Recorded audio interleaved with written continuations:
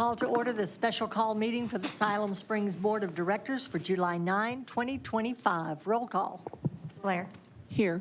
Burns. Here. Wiles. Here. Hunt. Here. Chrysler. Here. Allen. Here. Carroll. Here.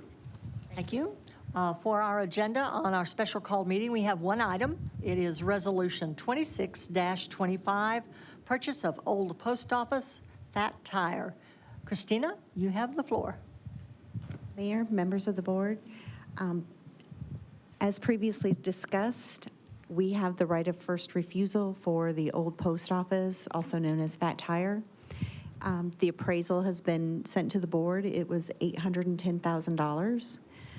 And that is approximately $39,000 less than what they're requesting for the purchase. And it is the board's, it's up to the board whether or not we want to purchase that or not. Thanks. Okay, thank you. So, directors, do you have any comments or questions for Christina? I've got one. David? Heather, have you reviewed the contract? Do we have the right to match any other offer that they get down the road? If we say no tonight and they come back with somebody else they're going to sell to, does our contract give us the right to then match that? No, it does Some not. do, is why I was asking. Yeah, this one does not. It's just strictly a right of first refusal. Okay. Anyone else? I'm going to ask if there's anyone in the audience that would like to make a comment on this resolution. There is not. So, directors, I will come back to you. Do I have a motion to approve Resolution 26-24? What is the resolution? Resolution is to enter into a contract to purchase property located at 101 South Broadway, Siloam Springs, Arkansas, from CBTR Outdoors, commonly known as the old post office. Madam Mayor, yes. the only comment I have is just something, there's been some talk that this company is connected to the Walton Foundation somehow, and I have not been able to find any information supporting that. So I just kind of wanted to get on record. I mean, someone may have found information. I've not been able to find any information supporting that, but because that is something that's kind of out there in the public, I'd like to get that in the record if we could. Madam Mayor? Yes, David. It's not the Walmart or Walton Foundation. It's the grandsons. I couldn't find any connection to them. I have the floor. Okay.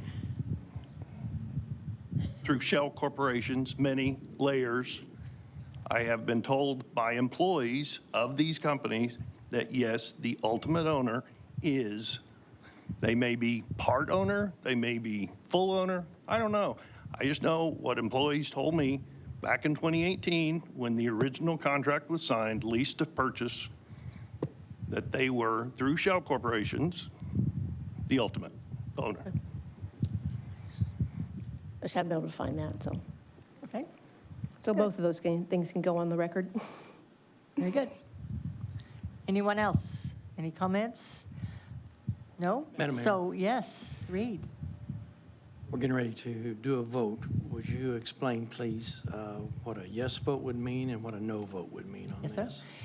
If I receive a motion and a second, then you will be voting yes to purchase, because that's what this resolution says. Or if you say no, then we are exercising our first right of refusal to not purchase the post office. Is that correct? Can you repeat that last part? Yeah. If we, So I'm going to ask Heather to make sure that we've got the legal wording right, so. A yes vote would mean that you are wanting to exercise your right of first refusal and purchase the property for the price listed in the original real estate contract. A no vote means you are not doing that, at which time I assume the owners would be able to offer the property for sale to the public. That doesn't mean the city can't then come back and make an offer on the property. You just don't have, they aren't bound to accept it. At this point, if you exercise that right, the property owners are bound to accept your offer. Which is $849,000. Is that ma'am. correct? Which is what is stated in the resolution? Okay. Yes. Just wanted to make sure we were clear on amounts. So, David? Madam Mayor, I believe the price that they have got it appraised, of course, our appraisal came in less, but their appraisal is what matters in the contract, and I think it's too high. I don't think that the citizens would want us to spend this kind of money to buy this building back. It has been bought and sold by the city so many times. As somebody told me today, poor management can make poor decisions. And it shouldn't have been sold in the first place. It was not properly evaluated.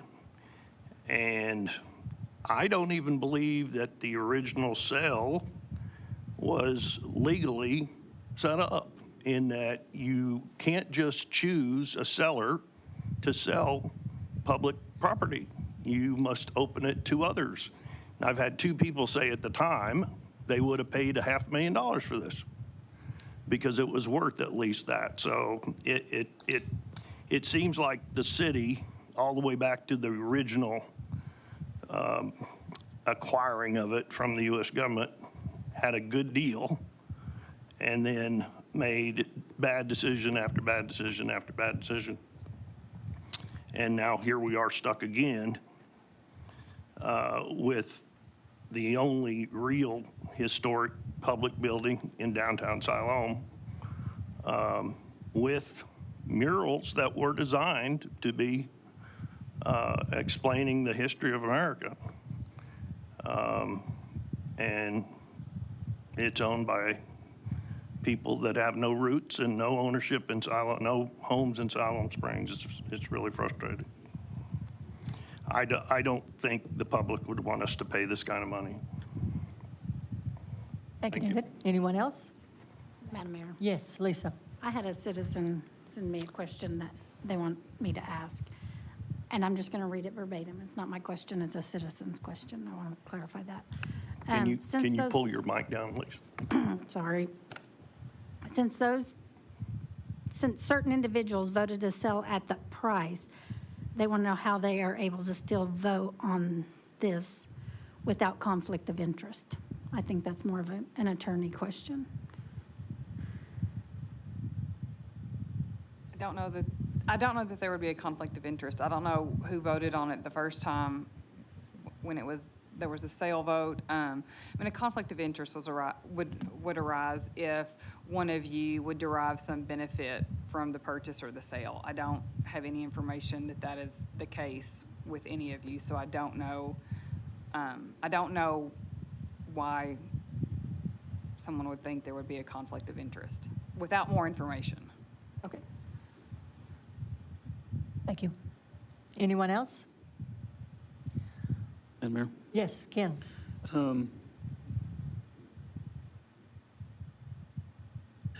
I've always, going back, way back, against the sale. I think it's something the city should have. I am not for spending this amount of money. I would just hope that maybe we could, as a board, keep the line of communication open and possibly look to acquiring it in the future.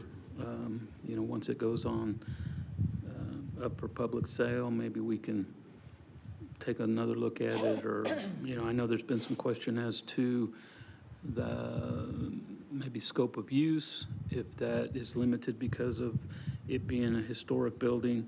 I think there's just a lot of variables that could come into play that we've not been given the time to look into and get answers to. So that's my 2 cents on it. I'm certainly not for paying this kind of money, but if there's a chance in the future that we could possibly have those lines of communication open about buying back, then I would like to entertain that, but not at this time. Thank you, sir. Anyone else? Betsy? Madam Mayor, I just kind of want to echo the other thoughts. It would be really nice to own it. It's a big part of our history. Remember lots of trips there as a kid. It would be an awesome place for the museum, but not at that price. So, but I like the idea of keeping the lines of communication open just in case. So seems right, the city should own it, but not at that price, especially what we sold it for. So, thank you. Thank you. I will remind you, and I believe I'm correct, and David or Brad, you may remember, but I believe whenever we last owned it, that there was some thought put into making it a place for our museum.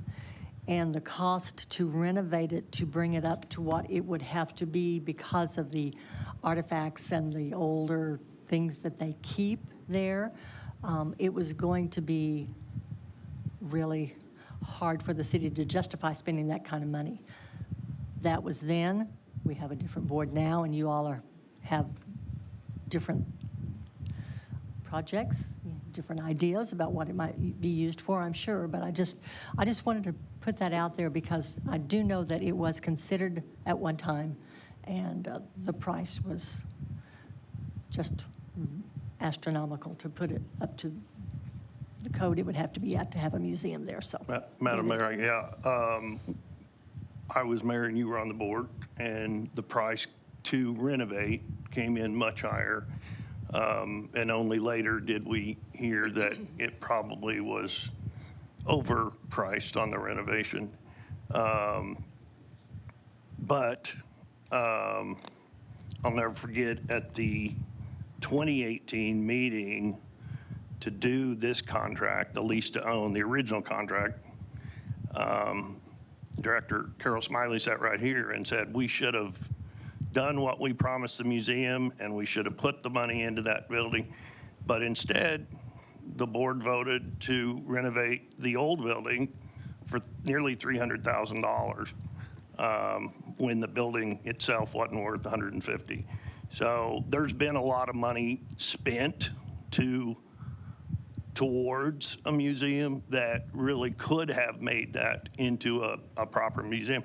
The idea, of course, was the location, that it was right on downtown, that would bring in visitor traffic, local traffic, could know, because still to this day, people don't quite know where our museum is because it's off the beaten path.